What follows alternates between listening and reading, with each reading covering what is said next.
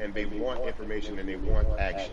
And so we want to make sure that we give them the right information and lead them in the right direction. And we thank the people that do not look like us for standing with us right now, because it's very important that people who aren't black be involved, because if black people could have Me? gotten rid of racism, Do you we know would have Black done it Lives hundreds of years Matter? ago. And so I'm trying to use my It's in voice and my it's all platform into just to let people Fortnite. know that if they feel like Does I this do, look there's a like number me? of places they can The go skin. to enact change in their community. People need to know about how their city council runs. They need to know that they have the ability to speak when city council meets, to let them know that that's not the way that they feel their city Hello. needs to be run. Those are So not the guys, places that they feel the money in their community needs to be allocated. everyone in chat spam F. Everyone in the chat, like, if you like can't hear me, please, like, it's not hard to get on the school board. It's not hard to be a part of the I'm city not council. It talking. really isn't. And depending on how small your town is, you can be a I mayor. can't hear The myself. power is with the people, and we need to just know that that's happening. Absolutely. And it's always been with the people. You know, you look at Trayvon Martin's mother, Sabrina Fulton, right? She felt that there was a system of racism and a system of oppression that led to her son's death. And so what did she do? She ran for city council, and she was elected city council. Our own former president, 44, Yes. Barack Obama, right, started in the community as an activist, ran for an elected You position, got it in became your senator, bag. ran for another elected position, became president of the United States. So don't think You've that you got it can't in make your a bag, difference. You know though. what I'm saying? You don't need a lot of money. You don't need a lot of power. Your voice is enough to make a difference. Amen. I feel like I need to go out and run for something. You gave me a rousing speech there, sir. I'd be remiss if I didn't ask you this. When I talk to my brothers, I have to ask you, as a black man, how are you doing? Are you okay? I'm good. I'm good. I have a very strong relationship with God, so prayer definitely works for me. I have children and grandchildren who are watching me, who are encouraged by what I do, and they're proud of me right now, you know, and that's really what matters, you know. The change starts at home, you know, so as long as you have a support system that believes in what you're doing and supports you in what you're doing, you have everything you need to go out there and fight the good fight. And for those that don't, there's a community of people here to help you. So you can go to places like morethanavote.org. There are many different places that will encourage you, inform you, and they will put you with groups of people that feel like you, that are ready to take action. So no one has to go about this alone if they want to do it. I don't know where it is. And we're stronger together. People have been saying it, but that has much more meaning now that we are in our movement, Okay. not just this moment. Bumby, it has been an education, always a pleasure. Thank you so much. I appreciate you. Keep fighting the good fight. Keep up the good fight.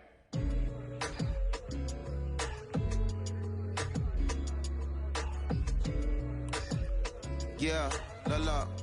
So our next guest, I have to admit, I'm a fan, but there are so many different people that we could talk to, and I thought it was so imperative that we speak with her. You know her as Molly on the huge, successful show Insecure, HBO's Insecure.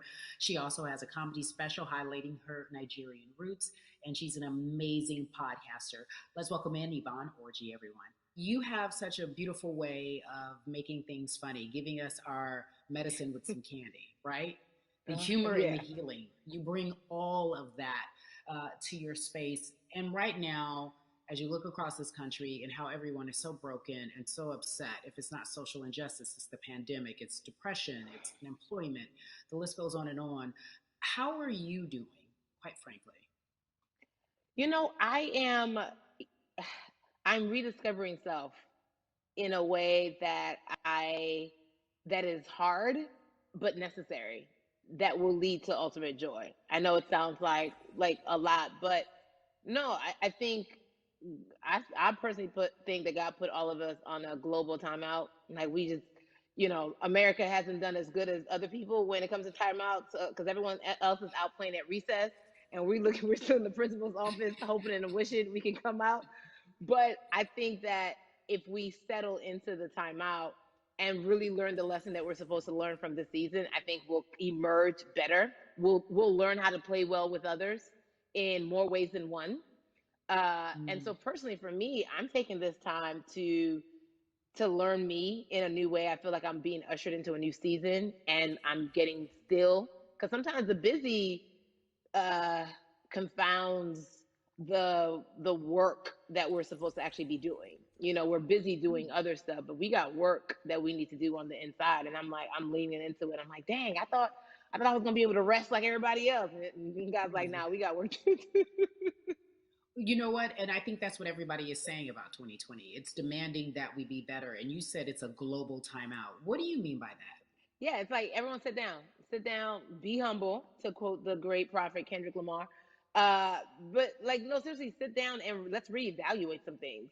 Let us unearth and shake up the things that we have been trying to hide within ourselves, within our nation.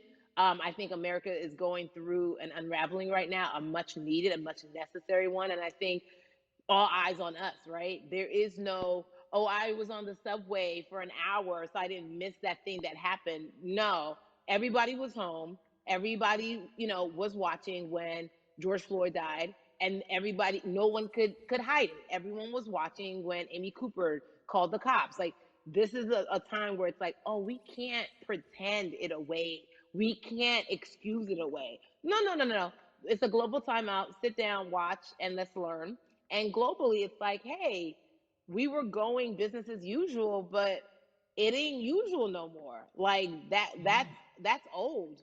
Anytime change occurs, it's very uncomfortable. And so right now we're sitting with we're getting we're getting comfortable with the uncomfortable.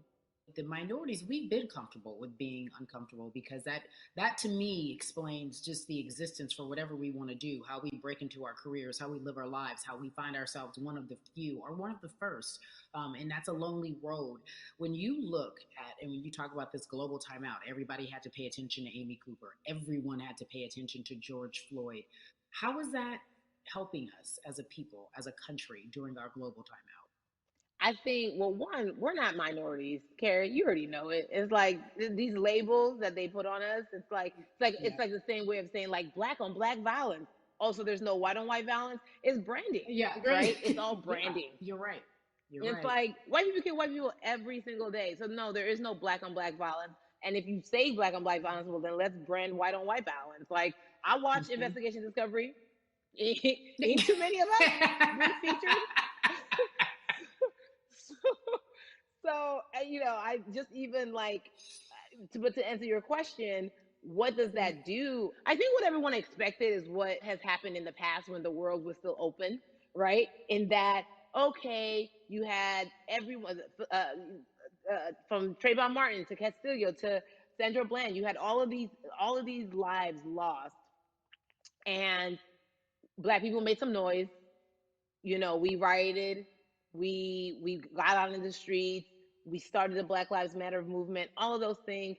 And then white people kind of just like, oh, let's give them something. And then it's just like, is it over? It's like Oscars so black. Okay, okay, good. We gave some Oscars. Are we good now? Like, are we even? Hmm. And it's just Hmm. like, oh no, no, no, no, no. This is not about like a band-aid.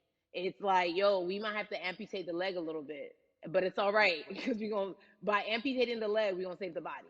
Yeah. And so I think that's what's happening now. Like America is realizing like, oh, black people aren't just making a little bit of noise. Like the protests are still out, the conversations are still being had, the change is still being demanded, and I think they're seeing, oh, this is not going no way, and no, it's not, because we need systematic change. What a beautiful way to explore what is happening and describe our country. We might have to amputate the leg, but that's to save the body. That's what's happening right now. That's beautiful, Yvonne. And to that end, I have to ask you this because the way that we do that, we use our voice. And our voice right now in this world, in this country, is our vote. And everyone talks about voting and how important it is, but I feel like more than ever we understand that it's not just about voting every 4 years for the man in office. It's about your local elections. It's about the mayor. It is about the district attorney, the people who have the power to bring charges against police if police brutality is an issue in your community. If you care about your school district, you can run for the school board. I ask this of you, right? Your parents are from Nigeria. You are Nigerian. You talk about that very lovingly. What does voting mean for you? I think voting is power. I remember, I became a naturalized citizen back in the 90s, when because I was still a minor, my mom naturalized, and so we were able to do it under her.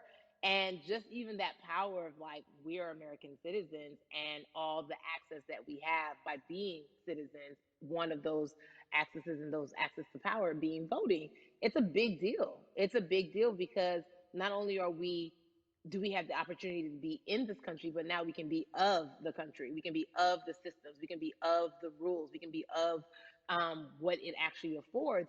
But I think going back to your earlier comment about just the setup of systems, I think we are done a disservice, either it's schools or whatever it is. And I'm not putting teachers on blast. I think teachers do a phenomenal job, but for some reason, we do not, and give them all the raises. I know too many parents who are like, this child of mine, I do love them, but hey, who, where